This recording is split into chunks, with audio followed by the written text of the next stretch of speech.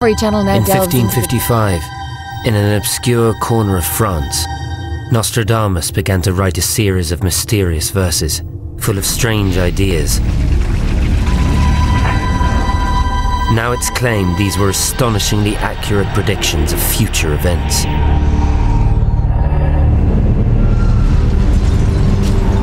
Predicting cataclysms and disasters hundreds of years before they happen. Nostradamus stands head and shoulders above the other prophets and seers. He has been credited with virtually predicting the entire world history since his death up to now and well beyond. But who was this extraordinary man? And were his verses really the most accurate prophecies ever told?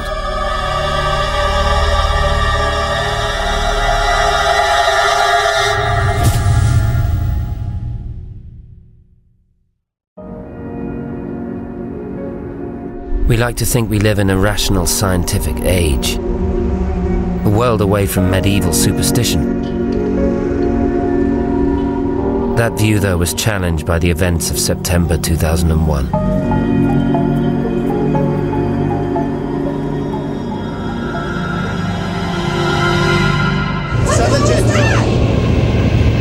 Holy... Oh my God! Jesus Christ! 9/11 was the most shocking event in recent history. But in its immediate aftermath, millions turned not to science or rational explanations. They sought out instead the words of a long-dead prophet. On the internet in the days after 9/11, the name that received most searches wasn't Osama bin Laden or George Bush. It was Nostradamus. The idea that Nostradamus could help shed light on recent events may seem absurd, yet that's exactly what his supporters claim.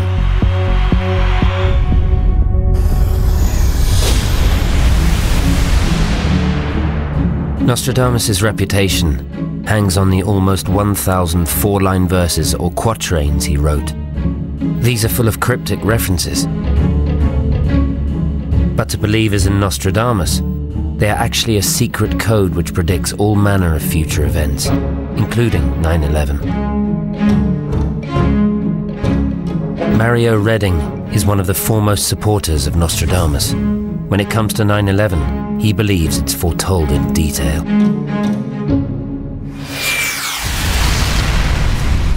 A fire from the center of the earth will shake the towers of the new city. As a result, two great rocks will fight a long war.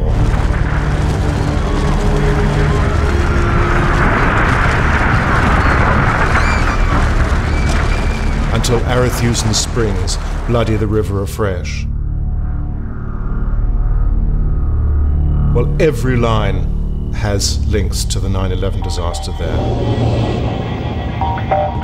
Fire from the center of the earth, that's the petroleum that was the basis of the explosion, will shake the towers of the new city is more or less self-evident, but the new city was in the new world, and Nostradamus was fully aware of this at the time. Two great rocks are the two great rocks of Christianity and Islam, which will fight a great war, and a long war which will continue for many, many years. This, I have to say, impressed me enormously. Redding believes Nostradamus' verses predict everything from the Great Fire of London through to Hurricane Katrina.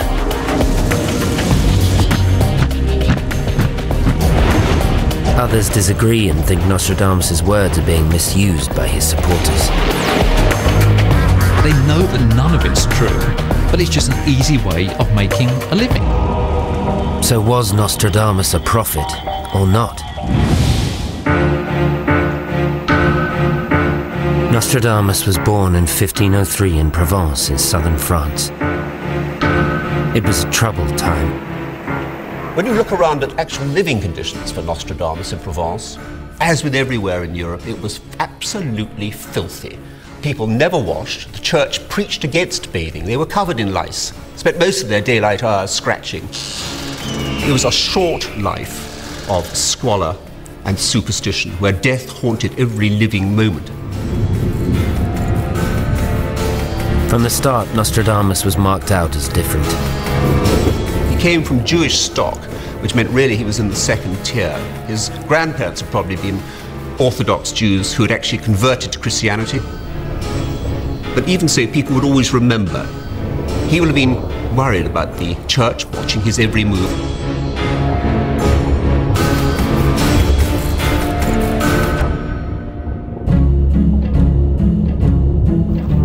Nostradamus' early life, though, seems remarkably mundane. By his 20s, he'd married, settled down, and trained as a doctor. He even opened his own apothecary shop. You have to imagine it's like being something between a grocer and a pharmacist. Anything from sweets and candies, wax, all kinds of stuff. Pharmacy shops were great places for gossip. Gambling took place there, lots and lots of betting on things like whether a baby was going to be born male or female. All that kind of predictive stuff certainly takes place in pharmacy shops. By the end of the 1530s, Nostradamus was just another happily married shop owner. But then something happened which set his life on a very different path.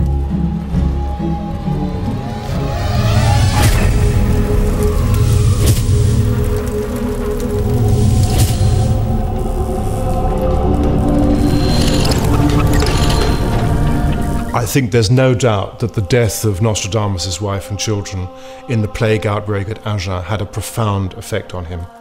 And I think it did trigger something in him, because it was from that moment that he started seeing his revelations. Stricken by grief, Nostradamus set out on a journey through Europe. For over a decade he traveled, absorbing the ferment of new and occult ideas spreading across the continent. From Jewish mysticism to astrological techniques.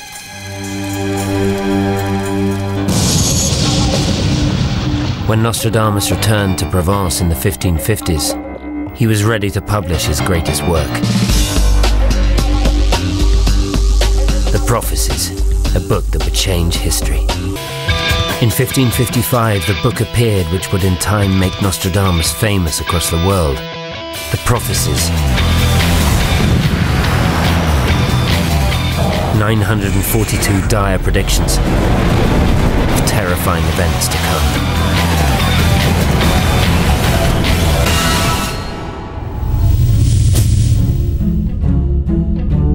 Before Nostradamus, there had been many seers prophesying doom. He, though, was different, for he had access to a thoroughly modern invention.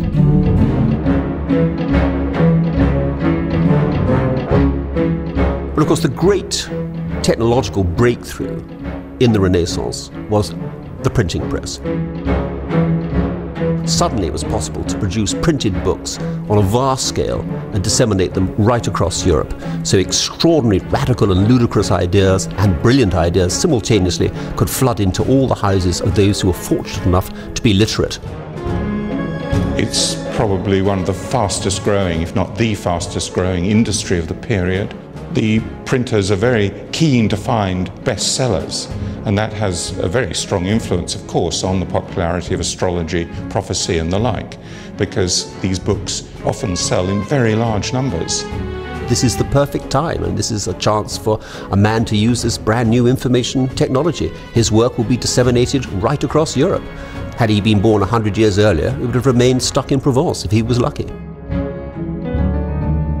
It wasn't just that Nostradamus' work circulated more widely than his predecessors.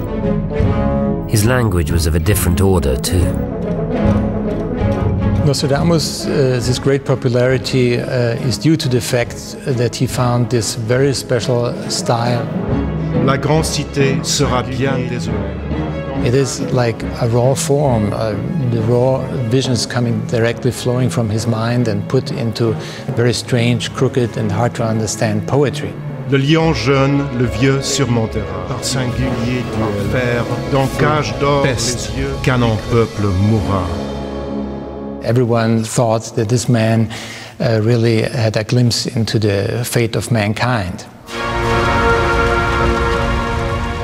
Nostradamus' dark style seemed designed for his troubled age.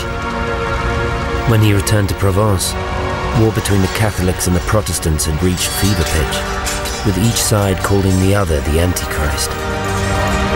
The sense that the end of the world was nigh spread across France. Nostradamus seems to be a man for bad times, really. So you get what seems to be a fit between his generally rather depressing view of the world and what's going on around you. Despite his initial success, Nostradamus might not have become truly famous. But then the most important person in France read his work. This extraordinary Italian queen of France, superstitious to her fingernails, was looking out for people who could show her the future. She'd heard of Nostradamus, and so she really plucked him from provincial obscurity to Parisian fame. Catherine de' Medici, the Queen, summoned Nostradamus to the royal court. You've got to remember, of course, that this was the most sparkling court in Europe at the time, and this really was. The French court was really beyond equal. There, one quatrain in particular, it said, troubled the Queen. And no wonder. It seemed to predict the death of her husband, King Henry II of France. For supporters of Nostradamus, this verse is crucial. For it was, they say, the very first time Nostradamus successfully predicted the future. The quatrain that really made Nostradamus' reputation was the quatrain about the death of Henry II, which was published a full 3 years before the death actually occurred.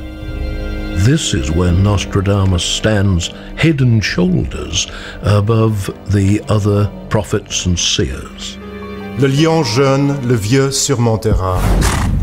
The young lion will overcome the old one in a single combat on a military field. Dans cage d'or, les yeux lui crèvera. Inside a golden cage, his eyes will be pierced. Deux classes une, puis mourir. 2 wounds shall result from one blow, and afterwards he'll die a painful death. The young lion was Montgomery, the commander of the king's bodyguard. And Montgomery asked the king if he would like to joust against him.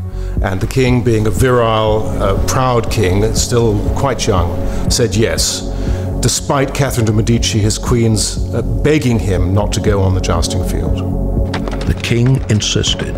The first 2 passes, Montgomery managed to avoid him and his lance shattered. The queen then came up to the king and said, please don't do this again. The king insisted, despite Montgomery's reservations. And at the last moment, Montgomery tried to raise his lance, but the lance splintered on the king's helmet. The shattered ends of the lance pierced the king's eyes and his throat, and he took 9 days to die in agony.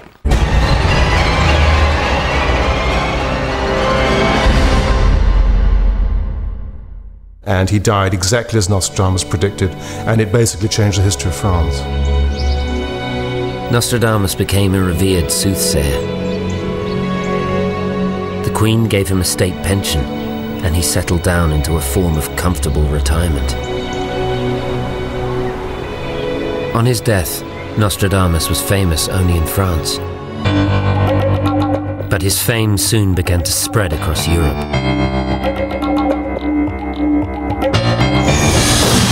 In 1666, after the Great Fire of London, some people pointed out that there was a verse in Nostradamus' prophecies that seemed to predict it. The blood of the upright will be absent from London. She will burn up suddenly in the year 66. The old lady will fall from her high place. Many other Protestant churches will be destroyed too. Suddenly in the year 66, well, that's dead on the nail with 1666. The old lady who falls from a high place is St. Paul's Cathedral, which was burnt and utterly destroyed in the fire. By the 20th century, Nostradamus' status as a global superstar of prophecy was taken for granted. Every great event in history, it was being claimed, was foretold by him, including some of the darkest of all.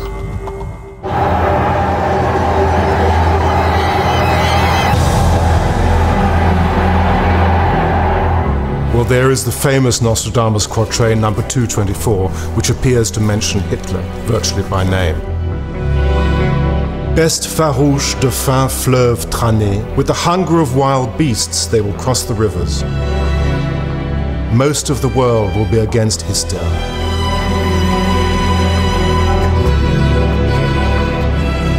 The great man will find himself paraded inside a cage of iron. The German child understands nothing.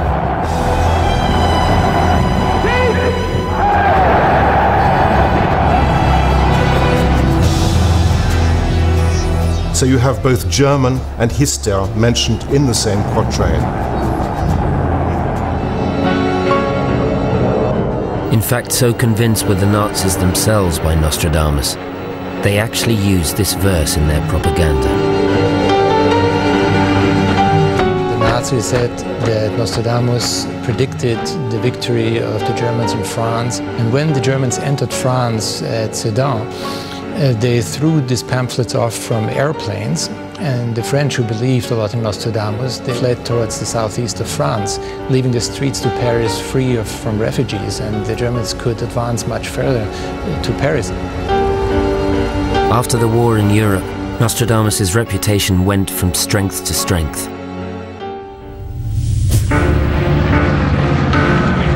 Each new and terrifying historical event was credited to him.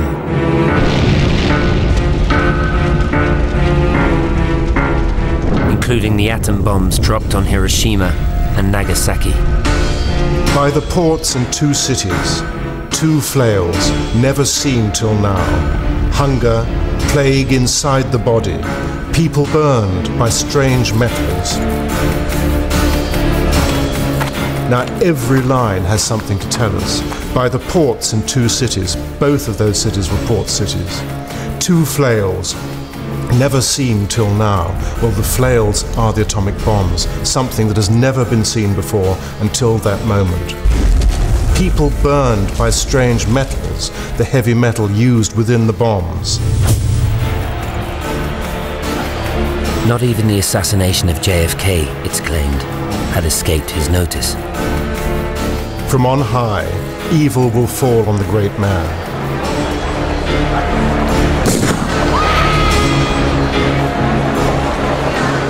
A dead innocent will be accused of the deed. The guilty one will remain hidden in the mist.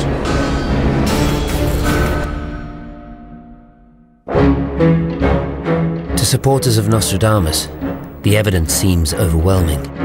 He predicted the whole of history, they say, and his work is an unparalleled triumph of prophecy.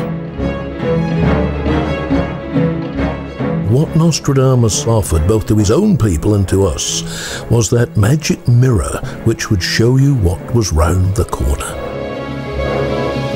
But there's just one awkward problem for Nostradamus' supporters.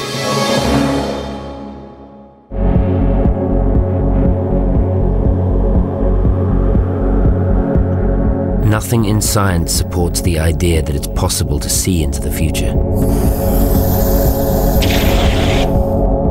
So could he have found a mysterious way around that? At the heart of his method of prophecy were his visions. Nostradamus was convinced he did have divine inspirations, or to have paranormal abilities, precognitive visions, or whatever you want to call them. He even said that in his family it was widespread that people from his ancestors had also visions similar like he did. He thought that this was an inherited ability. Ever since the oracles of the ancient past, shamans and seers have claimed to be able to see visions. Most have used techniques to trigger them. Nostradamus had his.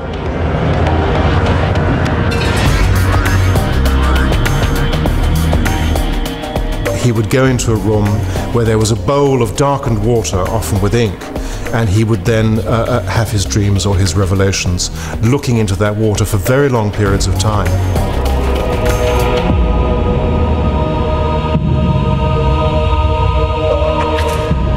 Some have claimed that with his knowledge of plants and herbs, Nostradamus might even have induced his visions.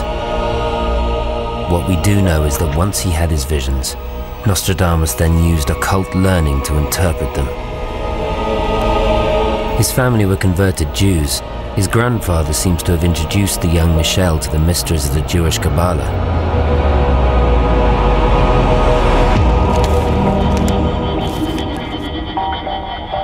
Kabbalah is a Jewish mystical tradition. Most people believe stretching back to the time of Moses when he was on Mount Sinai. He received the 10 Commandments, which he gave to the people. He also received mystical teachings, which were just kept secret. They were passed down to the initiated, from father to son or from master to disciple. This here is a 17th century mirror of mystical Kabbalah, in which we have the number 72 here, 72 numbers. 72 was the number of angels which were most significant for Kabbalah. Each angel has a different concern. For example, here we have the Latin word amor, love. If you want to have assistance with that, you invoke a particular angel. The next one is sapientia, wisdom. Again, if you want wisdom, you invoke a different angel. Here we've got the Archangel Michael listed, which was particularly significant for Michel de Nostradamus. In fact, there's a famous letter, one of the most famous letters of Nostradamus, when he talks about invoking this angel who comes to him and gives him dream revelations. He also steeped himself in one of the most important fields of study in the 16th century, astrology.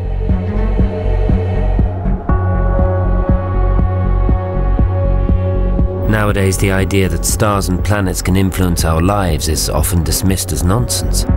In Nostradamus' era, it was respectable.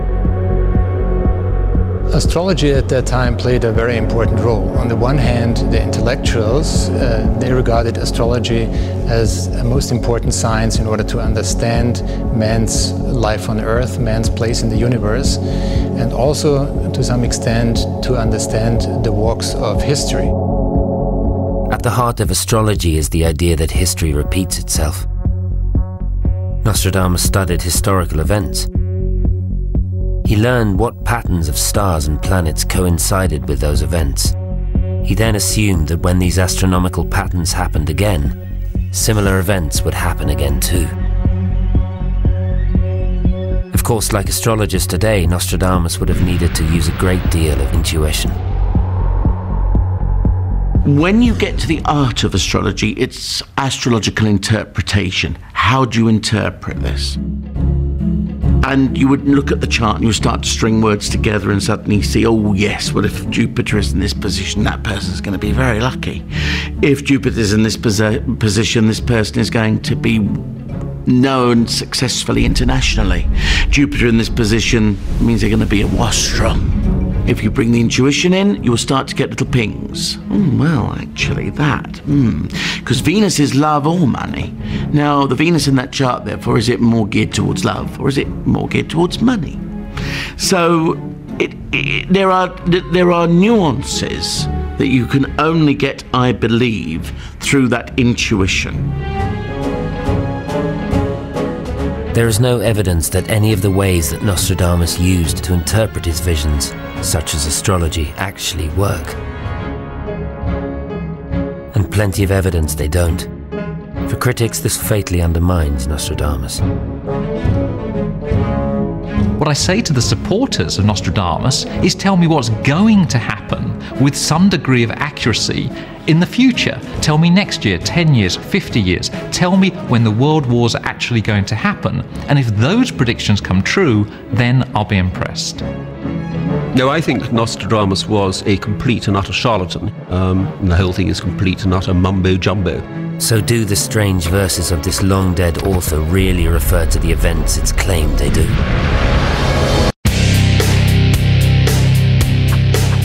For hundreds of years, people have claimed that Nostradamus made eerily exact predictions of future events. There is one thing that unites all these claims. they have all been made after the events happened.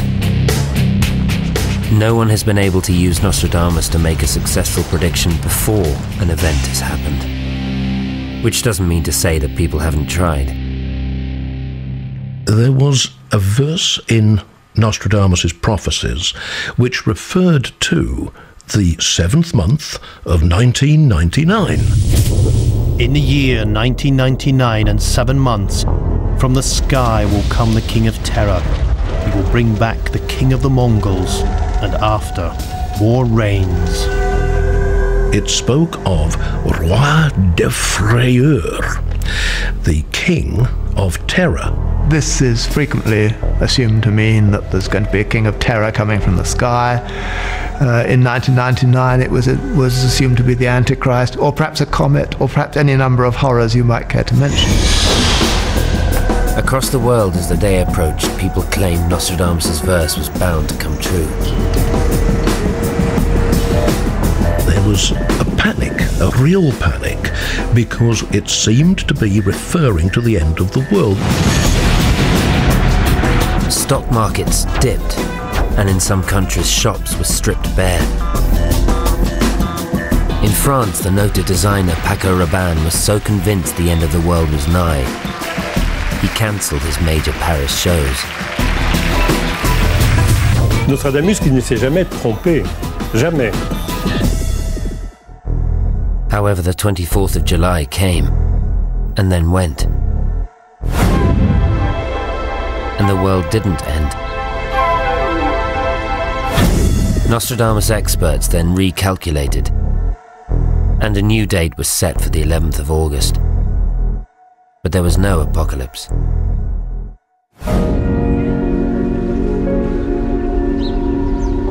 So why not?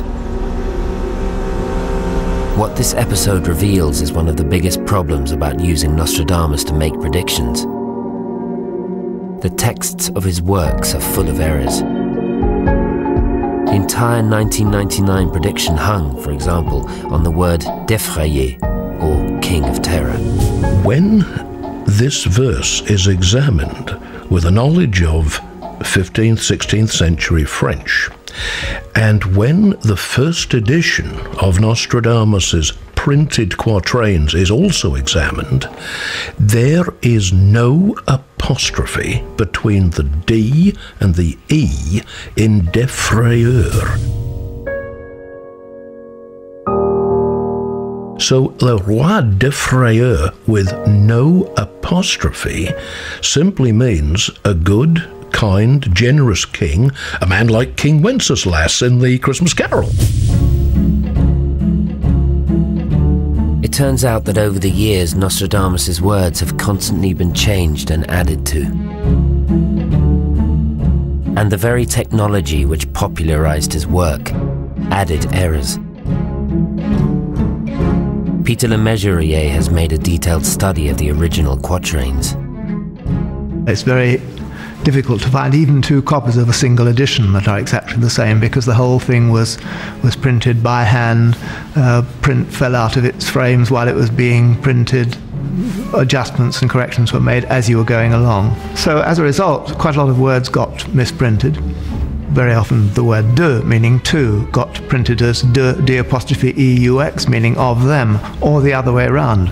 Or dame, meaning lady, got printed as de apostrophe ame, meaning of soul. Then when it came, for example, to unfamiliar words, unfamiliar place names that the printer had never heard of, he just did his best with them, and sometimes they didn't even approximate to what the original was.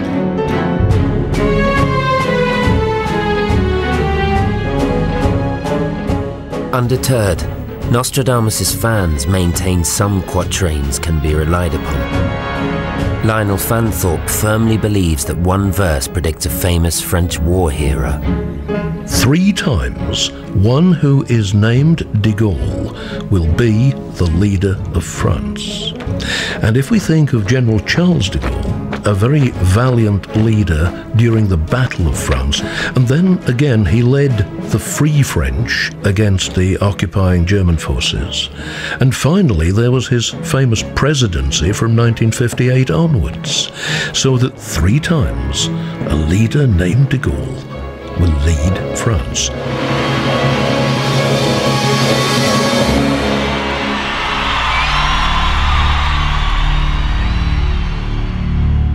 But Peter Le Mesurier thinks this is an example of another problem with Nostradamus: mistranslation. It's quite common among people who don't understand Nostradamus' French to say, well, there must be some deeper meaning.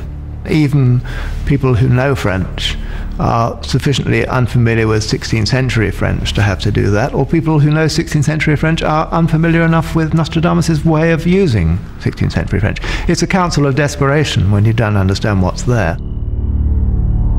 He thinks the text really refers back to the ancient Roman Empire. Verse says, Hercule le roi de Rome et Danemark, de Gaulle trois Guillons surnommés. Actually, all he's saying is de Gaulle trois, of the three Gauls. Julius Caesar had described Gaul as being divided into three parts. So all a translation should say of that is, from Rome to Denmark, Hercules shall be surnamed the leader of tripartite Gaul. Now you can read de Gaulle into that if you like, but you're stretching it a bit. So with all this ambiguity, what does this mean for some of the most famous Nostradamus predictions of all? Are they any more reliable? One of the most famous foretells the rise of Hitler, or so it's said. But how credible is this, since the name in the verse is not Hitler, but Hister? He's reputed to have thought, or at least pronounced, that a man called Hitler will come popping out of Germany and cause a lot of trouble. In fact, he goes to great lengths to explain that the word he uses is Hister, which in fact is the old Latin name for the lower Danube, so although the words are similar, one cannot get one from another. Whereupon, of course, the nutters will come back and say, but he was born quite close to the Danube. So you could actually never win with this sort of thing. But if Nostradamus meant Hitler, then why didn't he just say so? His fans say he had to be deliberately imprecise, and for a very good reason: the Inquisition. And that as a converted Jew, Nostradamus therefore had to be very careful about what he said. One of his dangers living in the 16th century was that he was under suspicion from the Inquisition, and they were very brutal when they arrested and then executed their victims, and so Nostradamus was trying to cover his tracks. Nostradamus was only really a minor irritant, if any, to the Inquisition, because they thought he might cross that thin dividing line between what was considered perfectly normal astrology and incredibly dangerous magic. So it was a very thin line. But really, I don't think he was high on their shopping list. I mean, there were plenty of other decent Protestants to get hold of and burn, so why bother with this rather wayward character from Provence who was just claiming to be a bit of a soothsayer?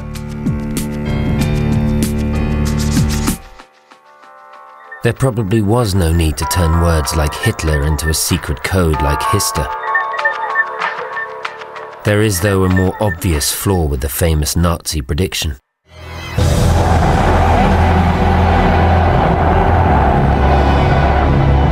Best farouche de faim, with the hunger of wild beasts they will cross the rivers.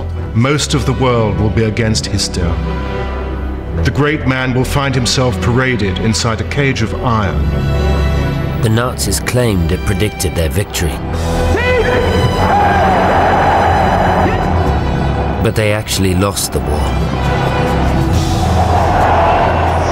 This has proved no obstacle to supporters. They now claim that all along it was meant to predict exactly that. Now this quatrain is fascinating because it not only shows what is going to happen to Hitler, but also to Mussolini, who ended up being hung upside down in a cage of iron, i.e. a burnt-out garage near Lake Como in Italy with his mistress. The hunger of wild beasts, they will cross the river, refers to the Russians who crossed the two rivers to get to Germany. The German child understands nothing implies they did not understand what would happen to them as a result of following Hitler. So I think the quatrain holds together pretty well. Nostradamus' words, it seems, can be constantly reinterpreted as events change. The problem is that he hardly ever put a date on his predictions. And when Nostradamus did put a date, he tended to hedge his bets. The Great Fire of London prediction, for example, doesn't say 1666, the year of the fire. It merely says 66.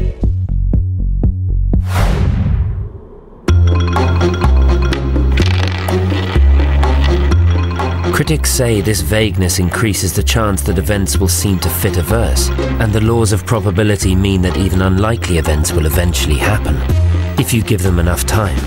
Richard Wiseman is one of Nostradamus' fiercest critics. So we're going to play Nostradamus roulette. In normal roulette, you place your money on a number, there's a single spin of the wheel, and if your number comes up, you win. But Nostradamus, when he made his predictions, didn't say when they were going to happen. So in this version of roulette, you choose a number and then you keep on spinning the wheel until you win.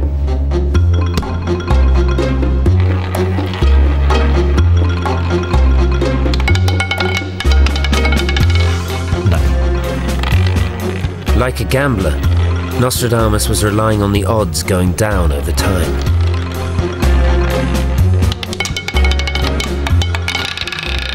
No.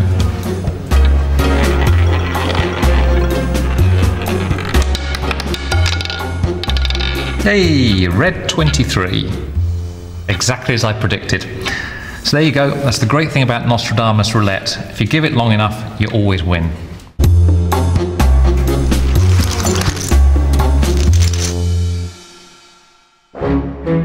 Sometimes, though, a verse of Nostradamus seems to fit an event so perfectly and spookily it's tempting to ignore such logic.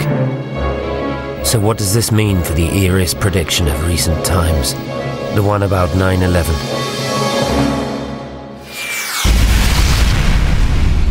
A fire from the center of the earth will shake the towers of the new city. As a result, two great rocks will fight a long war.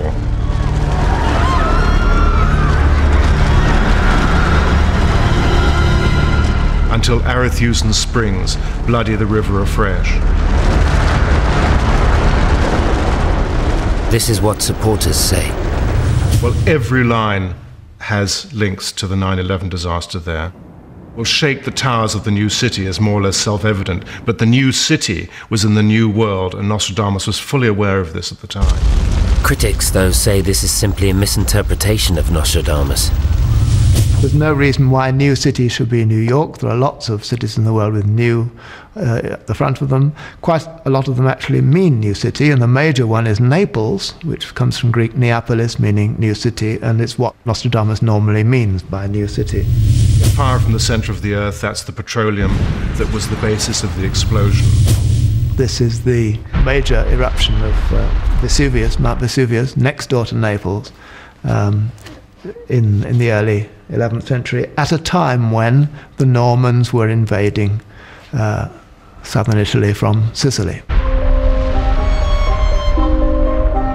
So why would Nostradamus write a verse about an eruption near Naples which happened well before he was alive? The answer lies in his method of prophecy. As an astrologer, he always began by studying very specific events in the past. Then, believing history was cyclical, he assumed similar events would occur again. In other words, Nostradamus' verses refer primarily to events not in his future, but to those in his past. And that's true of all his verses, including those thought to be about 9/11. And what one needs to do in looking at a verse like this is to say, well, what is it referring back to? Because virtually all Nostradamus' verses are referring back to historical events or whatever.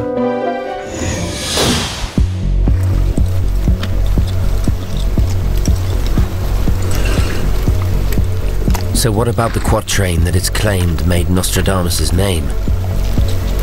The one about the joust. The one that's claimed was his very first successful prediction. The young lion will overcome the old one, hand to hand on the field of combat. Nostradamus himself, during his lifetime, never ever thought that this Quatrain predicted the death of Henry II. We know from correspondence with other persons that he had that he actually selected a totally different Quatrain, not the Quatrain that every one of the interpreters think is one of the most famous examples of how right Nostradamus was. In fact, when you look at that verse 135, you'll see that in fact it can't really apply. It says it happens on a battlefield. It didn't happen in a battlefield. It talks about 2 fleets or 2 armies. There weren't 2 fleets or 2 armies. Whereupon, of course, people start twisting the words. This is a standard method with Nostradamus. You twist the words, or you twist the events, or indeed you twist both. And this is what most of the current Nostradamus industry is based on. Human beings have a fathomless appetite for superstition, cant, hypocrisy, nonsense, and general rhubarb. And he is their great prophet, really.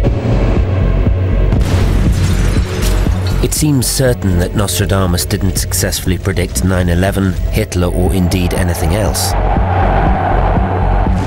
Does that mean he is completely irrelevant now? Not according to Mario Redding. He says he can use Nostradamus to tell us what is going to happen in the future. This is a controversial quatrain that appears to suggest the assassination of a world leader. Mr. President! Apparently, President Bush faces a deadly threat.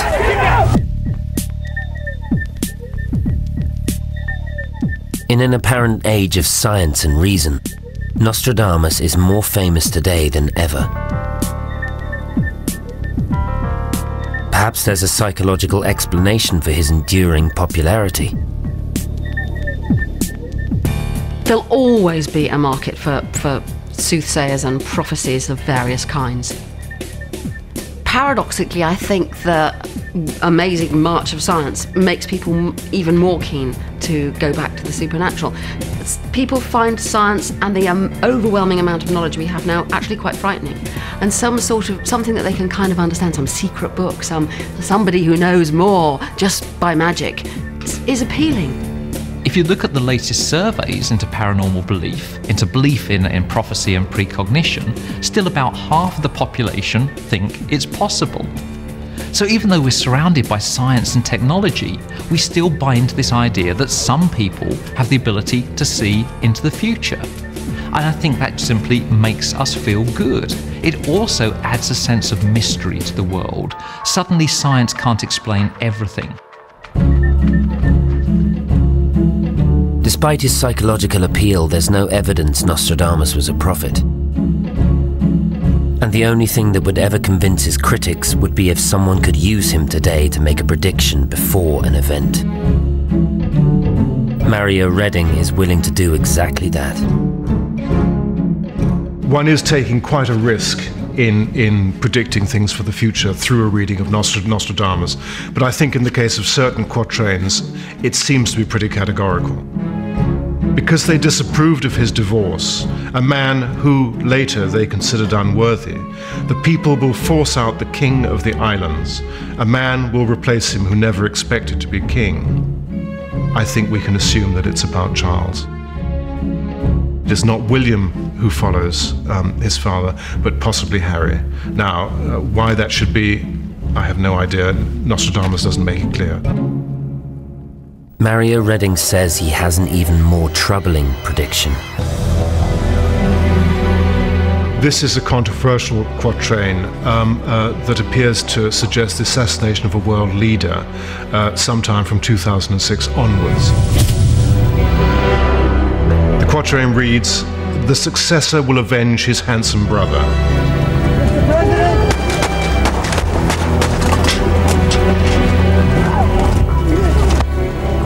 He will take over the realm under cover of vengeance. The obstacle slain, his dead blood seethes. Well, in line 2 here, we have one of the classic Nostradamian codes, which is sous ombre, which is beneath shelter out in a desert, i.e. under a bush.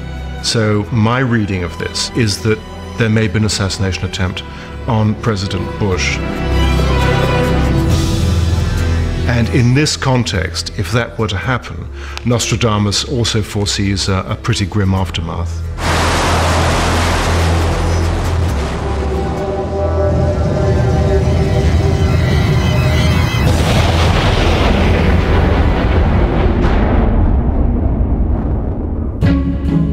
If this prediction doesn't come to pass, it may have an effect on Mario Redding's reputation, but it probably won't affect that of Nostradamus.